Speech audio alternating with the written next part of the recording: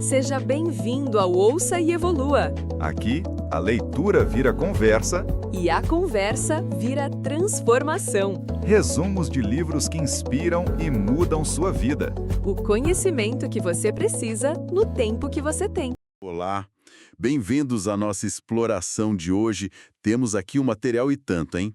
Trechos de Mais Esperto que o Diabo, do Napoleão Hill.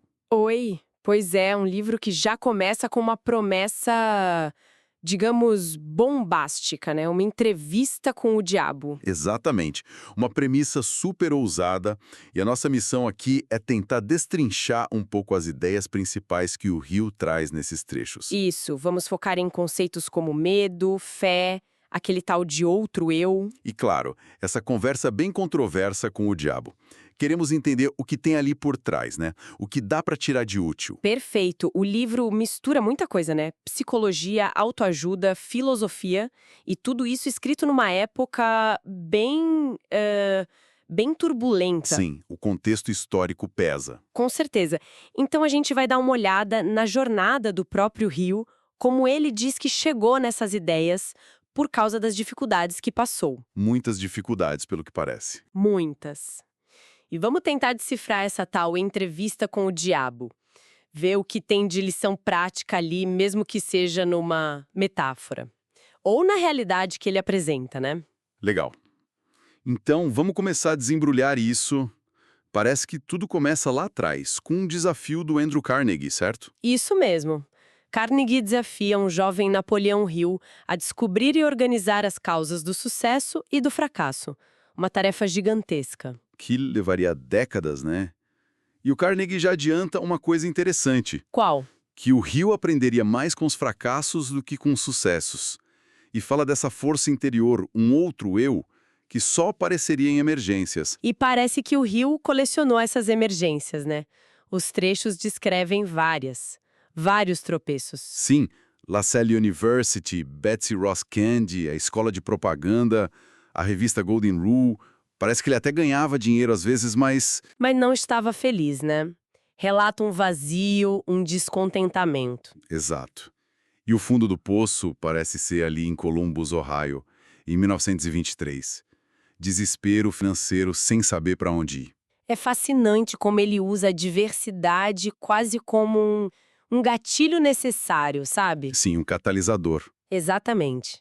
Aquela previsão do Carnegie sobre o outro eu se manifestar na crise, parece que acontece ali. A tal caminhada desesperada. Isso. E de repente uma clareza, uma ordem interna para ele terminar a filosofia dele. É bem essa ideia de que a pressão extrema pode, tipo assim, destravar algo dentro da gente, né? Recursos que a gente nem sabia que tinha. Exato. Recursos que a nossa razão do dia a dia, mais acomodada, talvez não acesse. E essa dinâmica não para por aí, né? Tem um segundo momento ainda mais tenso. Ah, sim. Depois do assassinato do jornalista Don Mallet, para quem ele trabalhava, Ele fica escondido, morrendo de medo, descreve uma paralisia total. é forte a descrição, né? Ele se sentindo um fracasso maior que todos os que ele estudou, incapaz de usar os próprios princípios. O medo ali vira quase uma areia movediça mesmo. Esse segundo episódio é crucial para entender o método dele, eu acho. Ele fala de perder a coragem, a iniciativa, o entusiasmo, uma apatia profunda. Uma letargia, né? Isso. E, de novo, a virada vem de uma decisão interna, de lutar contra aquilo. A imagem dele andando em volta da escola, repetindo, existe uma saída. É poderosa essa imagem. Muito. E aí vem a ideia, esse é seu teste, para descobrir seu outro eu. É a resiliência sendo forjada ali, no limite. A ideia de que o fracasso não é o fim, mas um teste mesmo. Um aprendizado forçado, talvez. Pode ser. E é aí que entra a fé ou essa confiança no outro eu de um jeito bem prático. Ele recebe outra ordem interna, né? Para ir para Filadélfia publicar os livros, mesmo sem um tostão. Exato. A lógica diria loucura. Mas ele vai. E ainda pede emprestado os exatos $50 que a voz mandou, e se hospeda no hotel mais caro. Quase um ato de fé cega.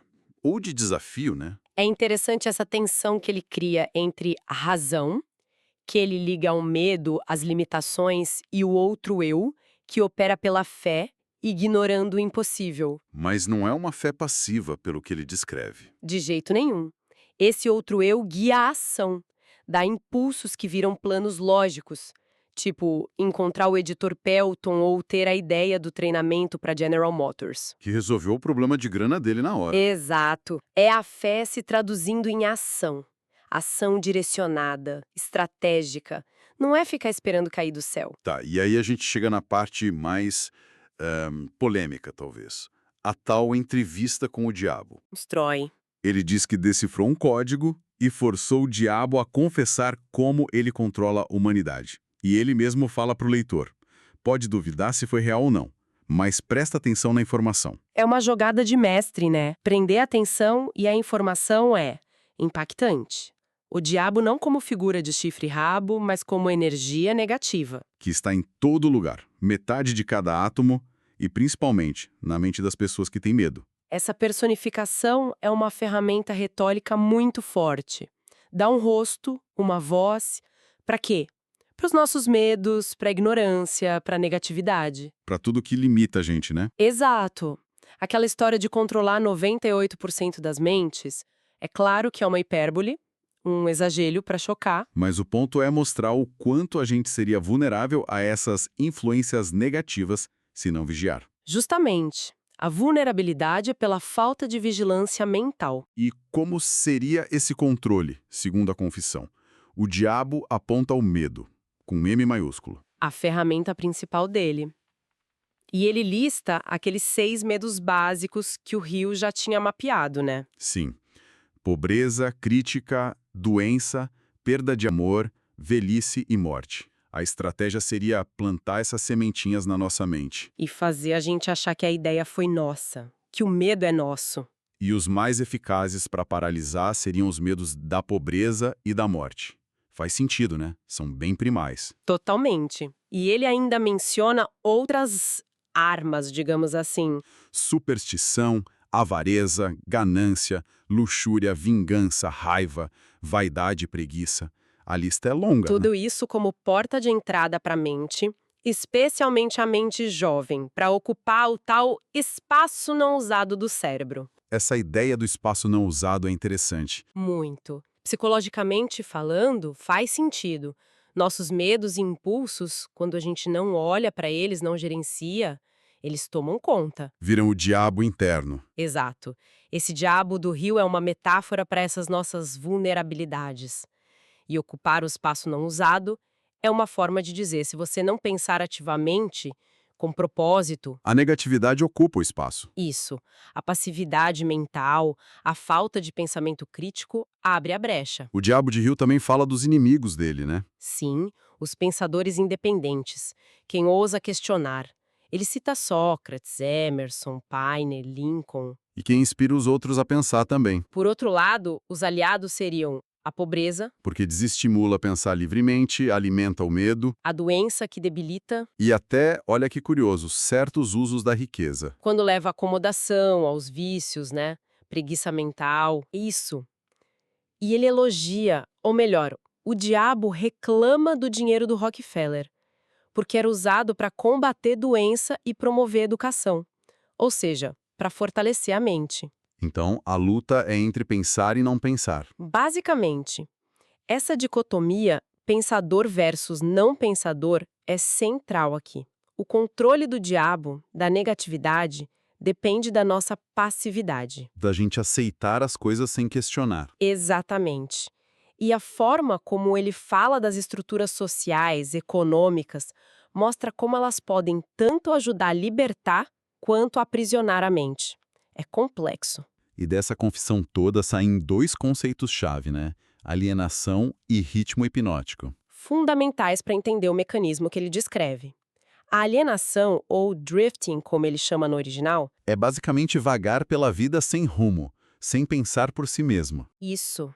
Ser levado pelas circunstâncias, sem saber o que quer de verdade. É a tal preguiça mental que deixa a porta aberta para o diabo. E como isso começaria? Ele aponta para a juventude, né? Pais, professores, líderes religiosos. É uma crítica forte. Mesmo sem querer, eles poderiam ensinar as crianças a aceitar a ideia sem questionar, a ter medo. Principalmente o medo do inferno, que o diabo diz ser a maior arma dele. Exato, e a não desenvolver o pensamento independente. O sistema escolar da época, focado em decorar, em vez de aplicar. Também ajudaria nessa passividade.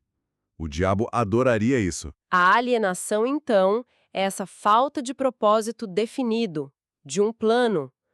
Hill argumenta, pela boca do diabo, que a maioria das pessoas flutua pela vida assim. Reagindo em vez de agindo, como um barco sem leme. Presa fácil para qualquer influência. A crítica ao sistemas educacional e religioso é dura. Ensinar o que pensar e não como pensar. E usar o medo para controlar. A falta de propósito nos deixa vulneráveis. E aí entra o tal do ritmo hipnótico. Que se conecta diretamente com a alienação. O diabo descreve como uma lei da natureza, nada de sobrenatural. Uma lei que fixa os nossos hábitos, de pensamento, de comportamento, torna eles permanentes com o tempo. Isso. A analogia do redemoinho é boa, uma vez que um padrão bom ou ruim se estabelece pela repetição. A natureza meio que automatiza aquilo, vira parte da gente. Exatamente. Por isso que pobreza ou riqueza, medo ou fé podem virar quase doenças ou bênçãos contagiosas, que se auto-perpetuam. Faz sentido. É difícil quebrar um hábito ruim? Muito. O ritmo hipnótico é tipo a força do hábito, a inércia aplicada à nossa mente e ações. Explica por que é tão difícil sair da alienação. E também porque o sucesso, quando engrena com propósito, tende a gerar mais sucesso. Exato. A lei em si é neutra. Ela só cristaliza o que domina a mente. Por isso a importância gigante que ele dá ao ambiente, às associações. O mastermind. Porque o ambiente alimenta os pensamentos que essa lei vai fixar. É um chamado para autoconsciência total e para controlar o que entra na nossa mente, né? E quem a gente deixa entrar na nossa vida. Mas não é só desgraça, né? Ele aponta uma saída. Os 7 princípios. Felizmente, ainda na voz do diabo, mas como antídotos. Ferramentas para usar o ritmo hipnótico a nosso favor. Vamos passar por eles? O primeiro, que parece ser a base de tudo, definição de propósito. A chave mestra. Saber exatamente o que você quer.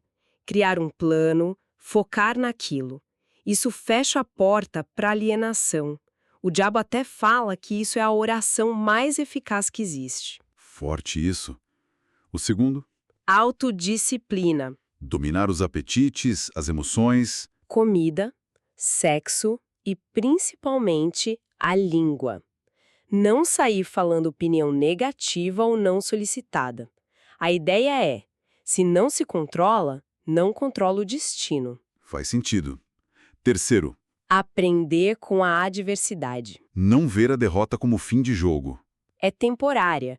E o mais importante, buscar a semente de benefício equivalente.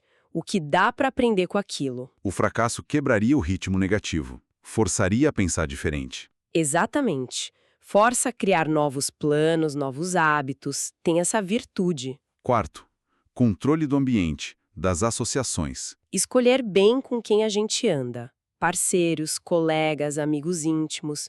Buscar gente que reforce o positivo, que esteja alinhada com nossos objetivos. Tempo. Usar bem o tempo, que não volta, para fixar hábitos bons com ritmo hipnótico antes que a alienação tome conta. O tempo é amigo de quem tem propósito, inimigo de quem está à deriva. Boa definição. Sexto, harmonia. Buscar alinhar pensamentos e ações com as leis naturais. Cultivar o positivo. Porque a natureza, pelo ritmo hipnótico, nos força a harmonizar com o que domina o nosso ambiente, né? Seja bom ou ruim. Então, buscar ativamente a harmonia nas relações, nos pensamentos é essencial. E o sétimo, Precaução. pensar antes de agir. Planejar com cuidado. Especialmente ao escolher parceiros ou tomar decisões importantes. Evitar a impulsividade, as decisões no calor do momento. Que seriam portas abertas para alienação de novo. Exato. Percebe como esses 7 princípios formam um sistema, tudo interligado. Sim, um sistema para tomar as rédeas da vida, né? Perfeito. A tônica é sempre no controle consciente. Da mente, das emoções, dos hábitos, do tempo, do ambiente. exige ação, exige persistência. A responsabilidade é nossa, no fim das contas. Totalmente. A mensagem é: a gente pode moldar o destino, sim, mas tem que gerenciar os pensamentos, as ações, de forma definida. E usar as leis da natureza, como o ritmo hipnótico, a nosso favor, para nos empurrar para cima, não para baixo. Uau! Realmente foi um mergulho e tanto nessas ideias do Napoleão Hill aqui de mais esperto que o diabo. Passamos pela jornada dele, pelo outro eu, pela personificação do diabo. Pelos mecanismos de controle como alienação e ritmo hipnótico. E principalmente pelas ferramentas para lutar contra isso. Propósito, disciplina, aprender com os tombos, controlar o ambiente, usar o tempo, buscar harmonia, agir com cautela. A mensagem central parece ser essa. O poder está na nossa mente e em como a gente gerencia ela, né? Com certeza, é a gestão consciente e ativa da mente. Então, o que fica disso tudo? Para mim, fica essa ideia de que a gente tem mais controle do que imagina. Só que esse controle não é de graça, né? Não mesmo. Exige esforço, disciplina diária, uma recusa em aceitar a derrota ou a mediocridade como algo normal ou definitivo. E não cair na armadilha da alienação. Exato. E talvez a reflexão para a gente levar daqui seja essa. Onde será que a gente está se alienando sem perceber? Boa pergunta. Em que áreas a gente está deixando as circunstâncias ou aqueles pensamentos negativos automáticos ditarem o rumo, em vez de a gente pegar o leme com propósito, com plano? Onde que faria a diferença? Colocar um pouco mais de definição, de disciplina, de cautela, para alinhar o dia a dia com o que a gente realmente quer. E com um potencial que, segundo Hill, tá lá dentro esperando para ser usado, né? Fica aí a provocação para a gente pensar. Com certeza. Para pensar e agir. Até a nossa próxima exploração. Até lá! Se você curtiu esse conteúdo, já deixa seu like aqui no vídeo, se inscreve no canal e ativa o sininho para não perder os próximos episódios.